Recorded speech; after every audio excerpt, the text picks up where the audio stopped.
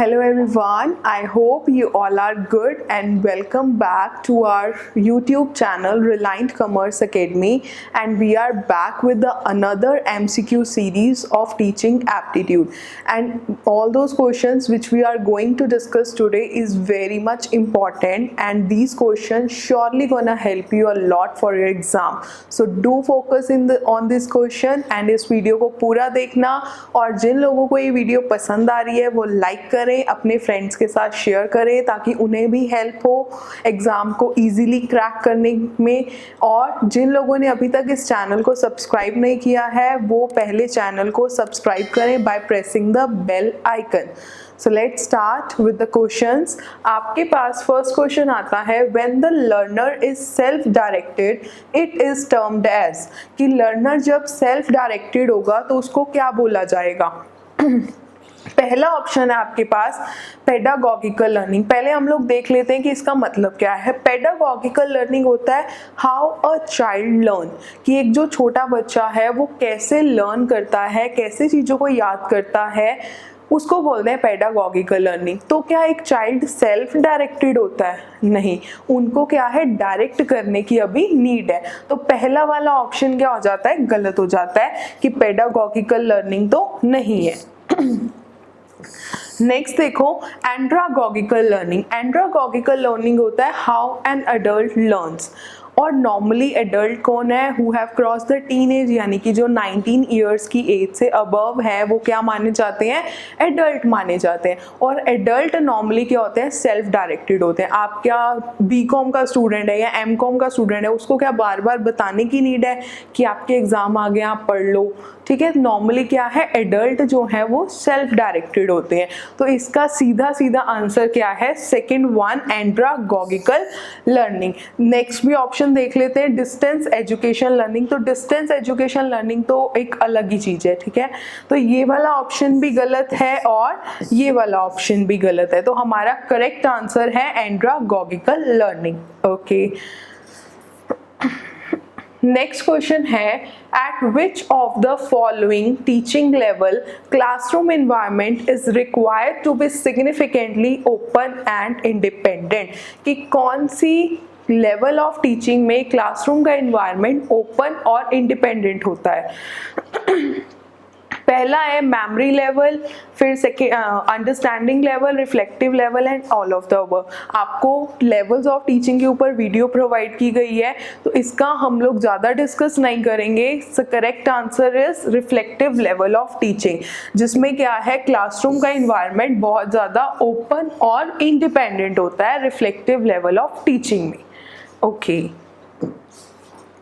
next question is which of the following can be taken as example of psychomotor domain in the context of teaching, कि कौन सा example जो है psychomotor domain की context में लिया जाएगा इन टीचिंग में। अब देखो तीन तरह के डोमेन होते हैं। पहला है cognitive domain, next one is affective domain and third one is psychomotor domain. Cognitive domain होता है कि आप कितनी ज़्यादा चीज़ों को याद रखते हो, your memory level, your ability to grab the things, your knowledge level. तो ये क्या है, कॉग्निटिव डोमेन में आती है कि आप कितना चीज़ों को याद रखते हो, आपका IQ लेवल क्या है, आपकी नॉलेज क्या है। ओके, नेक्स्ट आता है आपके पास अफेक्टिव डोमेन। अफेक्टिव डोमेन जो है basically is related to the your feelings and emotions. किससे रिलेटेड है, फीलिंग्स और इमोशन से रिलेटेड है। And last one is psychomotor domain. Psychomotor domain जो है वो क्या है, आपकी body movement, your skilled movement, मतलब कितनी ज़्यादा बॉडी मूवमेंट और स्किल्ड मूवमेंट हो रही है, वो किस में आता है, साइकोमोटर डोमेन में। अब हम लोग देख लेते हैं ऑप्शंस में कि कौन सा साइकोमोटर डोमेन को ज़्यादा लिंक कर रहा है।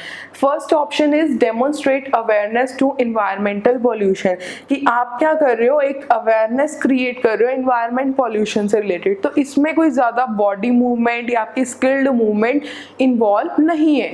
तो फर्स्ट ऑप्शन क्या है, कैंसिल हो गया। नेक्स्ट देखो परफॉर्मिंग एन एक्सपेरिमेंट। अब आप एक्सपेरिमेंट परफॉर्म कर रहे हो तो इसमें आपकी बॉडी मूवमेंट हो रही है, यस। आपको स्किल्ड मूवमेंट हो रही है तो ये क्या है करेक्ट। तो ये वाला ऑप्शन क्या हो जाता है हमारे पास करेक्ट। हम लोग नेक्स्ट भी देख लेते हैं, कंप्यूटिंग रिजल्ट ऑफ 2 एक्सपेरिमेंट। आप 2 एक्सपेरिमेंट्स के रिजल्ट कैलकुलेट करो, इसमें ज़्यादा आपकी क्या है बॉडी मूवमेंट वगैरह या स्किल्ड मूवमेंट नहीं हो रही है। तो सेकेंड ऑप्शन, थर्ड ऑप्शन भी क्या है कैंसर।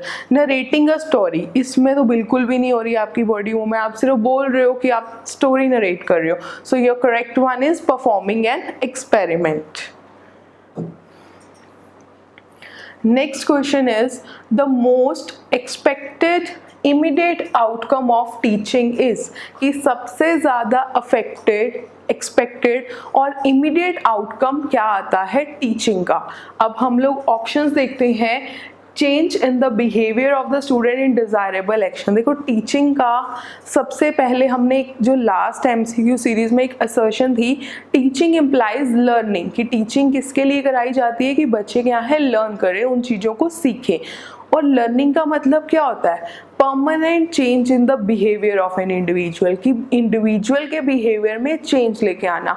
और जब तक एक इंडिविजुअल के बिहेवियर में चेंज नहीं आता है तब तक वो लर्निंग नहीं मानी जाती है।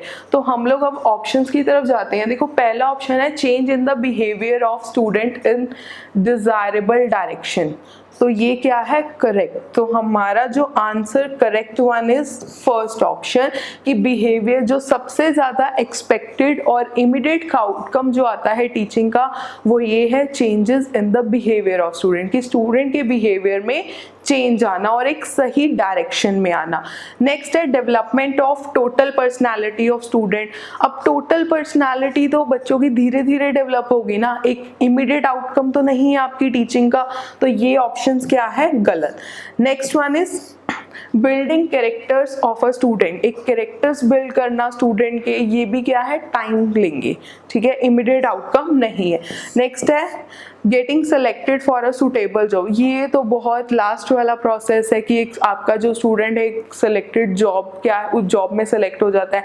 तो हमारा जो है इमीडिएट आउटकम जो है टीचिंग का वो कौन सा है changes in the behaviour of the student, की एक बिहेवियर में चेंज लेके आना is the immediate outcome of teaching. Okay, your next question is arrange the following activities of interaction in logical order। आपको कुछ एक्टिविटीज दे रखी हैं, हमें इसको एक प्रॉपर लॉजिकल ऑर्डर में अरेंज करना है। फर्स्ट आपके पास है एनालिसिस ऑफ वर्क डन। अभी काम तो किया नहीं है, एनालिसिस क्या है पहले होगा नहीं, तो एनालिसिस वाला क्या है, तो अभी ये तो क्या है बाद में आएगा एनालिसिस। नेक्स्ट है प्लानिंग एंड प्रिपरेशन। सबसे पहले हम लोग पढ़ाने से पहले या कुछ भी करने से पहले हम लोग सबसे पहले क्या करते हैं प्लान करते हैं, तो ये क्या है इसको हम दे देते हैं नंबर 1। ओके, नेक्स्ट है प्रेजेंटेशन ऑफ मटेरियल। अब प्लान हो गया, ठीक है, अब एक्चुअली उसको क्या करना है प्रेजेंट, तो ये वाला क्या आ गया सेकंड वन। नेक्स्ट है मॉडिफिकेशन एंड इम्प्रूवमेंट। अब मॉडिफिकेशन एंड इम्प्रूवमेंट तो आपको बाद में पता चलेगी ना जब आप उस चीज़ को एनालिसिस करेंगे डिटेल में। तो थर्ड हमारे पास क्या आ जाता है एनालिसिस, एंड लास्ट वन में क्या आता है मॉडिफिकेशन। तो हमारी ये है करेक्ट सीक्वेंस कि सबसे पहले हम प्लान करेंगे, फिर मटेरियल को प्रेजेंट करेंगे, thereafter analysis, and last one is modification and improvement. तो हमारा जो लॉजिकल सीक्वेंस है वो क्या है second B option, second third first and fourth. Okay, next question is one of the most popular form of drill and practices। अब बात आती है कि drill and practice क्या है और उसकी सबसे most popular form क्या है। देखो छोटे बच्चे जब हम प्री नर्सरी में थे तो हमें मैम जैसे A सिखाना है, A for apple, तो वो ऐसे ड्रॉ करके देते थे ना like this, ठीक है। आपको इसके ऊपर ज़्यादा फोकस नहीं करना, हमें क्वेश्चन के ऊपर ज़्यादा फोकस करना है। तो ऐसे क्या है हमें मैम ड्रॉ करके देते थे, फिर हम लोग उसके ऊपर फटाफट क्या है ऐसे पूरा उसको ज्वाइन करके क्या है ए फॉर एप्पल। तो ये क्या है this is called drill and practice. तो इसकी जो मोस्ट पॉपुलर फॉर्म है वो क्या है, ऑप्शन देखते हैं। क्वेश्चनिंग तो नहीं है इसमें, next one is direct instruction. Yes, कि टीचर हमें इसमें क्या करते हैं, डायरेक्ट इंस्ट्रक्शन, कि मैंने आपको ये ड्रिल करके दे दिया है, आपको सिर्फ क्या करना है कि इसके ऊपर प्रॉपर मार्क लगाना है। तो इसका जो करेक्ट ऑप्शन आता है that one is direct instruction. None of the above भी नहीं है और एक्सपीरियंटल इंस्ट्रक्शन भी नहीं है। कुछ एक्सपीरियंस या कुछ एक्सपेरिमेंट करके इंस्ट्रक्शंस नहीं दे रहे हैं, वो डायरेक्टली हमें क्या कर रहे हैं, टीच कर रहे हैं कि ऐसे ऐसे है, आपको इस पे सिंपली क्या है, फुल ए बनाना है। Okay, next one is an individual awareness of his or her own memory processes and the ways in which storage and retrieval of information can be enhanced is termed as। Okay, अब ये question थोड़ा सा अलग है, ठीक है, और important भी है। So before going through this question मैं आपको एक एक टर्म समझा देती हूँ कि ये क्या है। फर्स्ट आपके पास ऑप्शन है सिमेंटिक मेमोरी। ये आप लोग राइट डाउन भी कर सकते हो कि ये होती कौन कौन सी मेमोरीज है। First one is semantic memory. Semantic memory is a type of long term memory. Long term memory मतलब कितनी ज़्यादा पुरानी चीज़ आपको याद रहती है, ठीक है, जैसे कोई फैक्ट्स है या कोई फिगर है या कोई प्रिंसिपल है, थ्योरम है, कंसेप्ट है, कि कितने टाइम तक आप उस चीज़ को याद रखते हो। This is a semantic memory, ठीक है। तो आपका जो ऑप्शन क्वेश्चन है वो क्या है, इंडिविजुअल अवेयरनेस ऑफ हिज और हर ओन मेमोरी। तो इसमें कोई इंडिविजुअल हम अपने आप को अवेयरनेस तो नहीं जनरेट हो रही ना। सिमेंटिक मेमोरी क्या है कि आपको जो नॉलेज है या कंसेप्ट है या बेसिक फैक्ट्स है कितने टाइम तक याद रहते हैं। Okay, next one is episodic memory.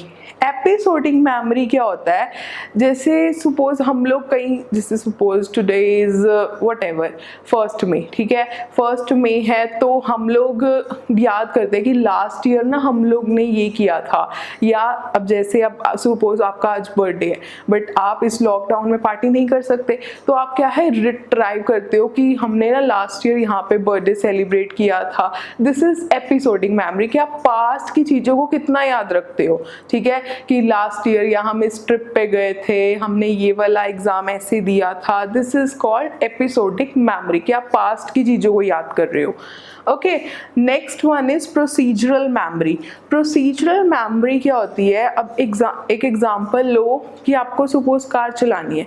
अब उसका एक प्रोसीजर है कि सबसे पहले आपको कार स्टार्ट करनी है, ठीक है, फिर आपको फर्स्ट गियर, ठीक है, फर्स्ट गियर, फिर उसके बाद थोड़ी थोड़ी रेस देनी है, फिर सेकंड गियर पे आप आओगे। तो ये क्या है, प्रोसीजरल मेमोरी, कि कोई भी चीज़ जैसे आपको बाइक राइड करनी है, एक्टिवा चलाना है, कुछ भी एक प्रोसीजर के साथ चलेगा, ऐसे नहीं। और ये आपको क्या है, थोड़ा सा याद करना पड़ेगा कि इसका प्रोसीजर क्या है चलाने का।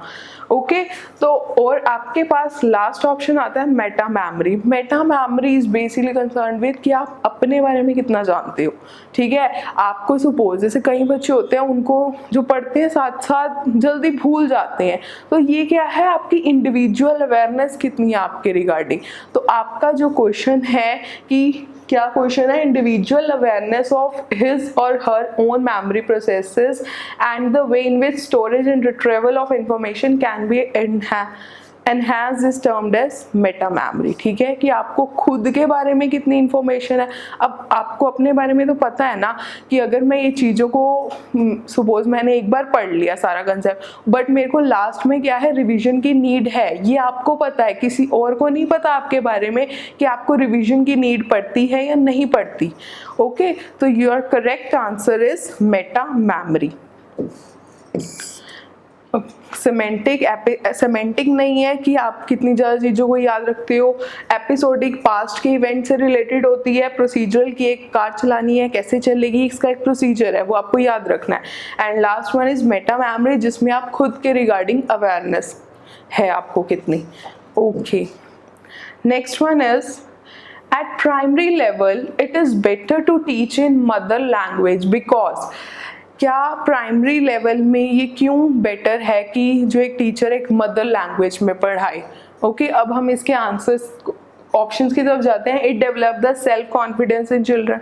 अब छोटे बच्चों में सेल्फ कॉन्फिडेंस तो कोई लिंक नहीं बना, ठीक है, बहुत बाद में आएगा। सेल्फ कॉन्फिडेंस तो आप जब बड़े होते हो, जब कॉलेज स्कूल के इवेंट्स में पार्टिसिपेट करते हो, इससे आपका सेल्फ कॉन्फिडेंस जनरेट होता है। बट अभी हम लोग बात कर रहे हैं कि प्राइमरी लेवल में ये क्यों बेटर है कि टीचर जो है मदर लैंग्वेज में पढ़ाए। तो फर्स्ट ऑप्शन तो क्या है, गलत। नेक्स्ट है, it make the learning easy.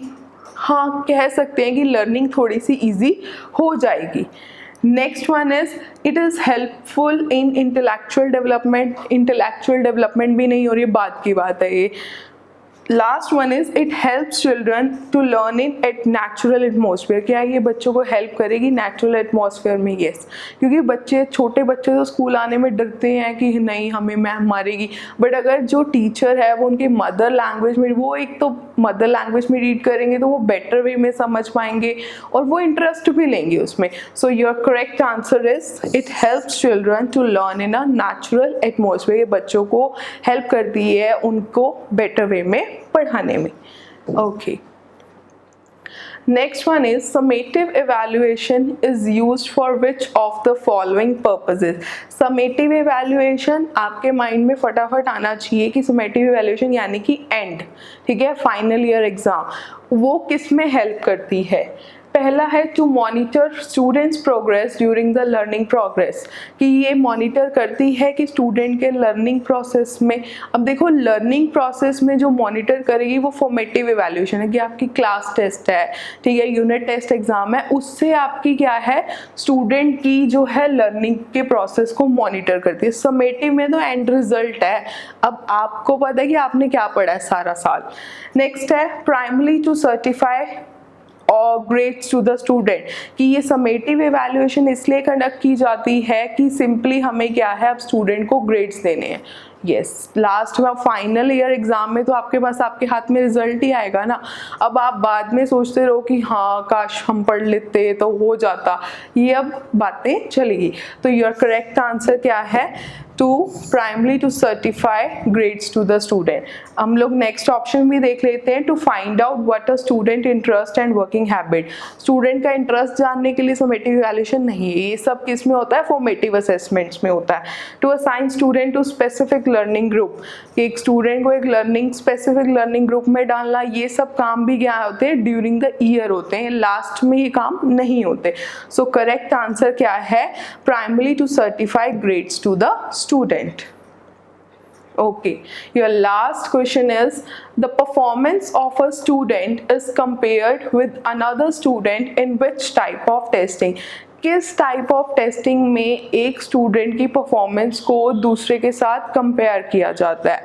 देखो, इसमें जो सीधा सीधा आंसर है वो क्या है, नॉर्म रेफरेंस टेस्टिंग, कि इसमें क्या है, हम एक स्टूडेंट की परफॉर्मेंस को दूसरे के साथ कंपेयर करते हैं। ओके, आई होप आपको ये सारे क्वेश्चंस क्लियर हैं। Okay, thank you.